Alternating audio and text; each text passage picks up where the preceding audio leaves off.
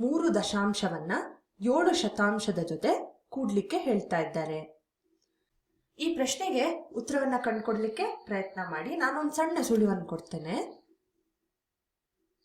ಸುಳಿವು ಏನಪ್ಪಾ ಅಂದ್ರೆ, ಇಲ್ಲಿ ನಮ್ಗೆ 2 ಭಿನ್ನ ರಾಶಿಗಳು ಕಂಡು ಬರ್ತಾ ಇದೆ ಮತ್ತು ಇದರ ಛೇದಗಳು ಬೇರೆ ಬೇರೆ ಆಗಿದೆ. ಇಲ್ಲಿ 10 ಇದ್ರೆ ಇಲ್ಲಿ 100 ಇದೆ.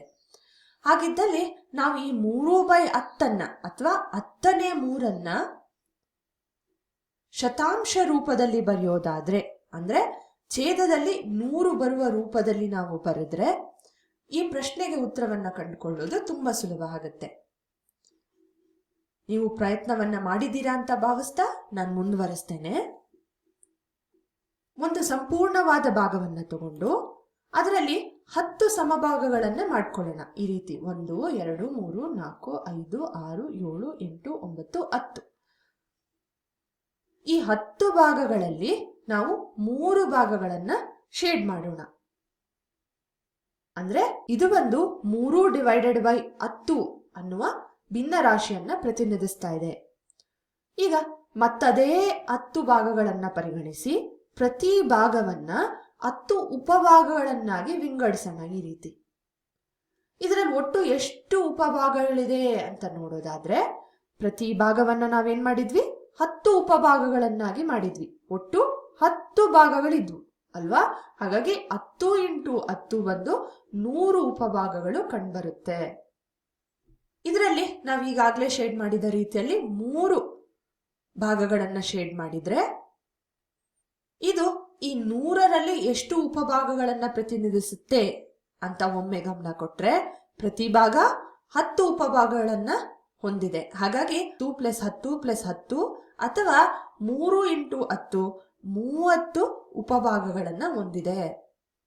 ಅದರಿಂದ ನಾವು ನೋಡ್ಬೋದು, ಈ 3/10 ಅಥವಾ ಈ ದೃಶ್ಯ ರೂಪ 3/10 ಬಂದು 30/100ಕ್ಕೆ ಸಮವಾಗಿರುತ್ತೆ. ಇದು ದಶಾಂಶ ರೂಪದಲ್ಲಿದ್ರೆ ಇದು ಶತಾಂಶ ರೂಪದಲ್ಲಿರುತ್ತೆ. ಆದ್ರಿಂದ ನಾವೇನ್ ಮಾಡೋಣ, ಇಲ್ಲಿ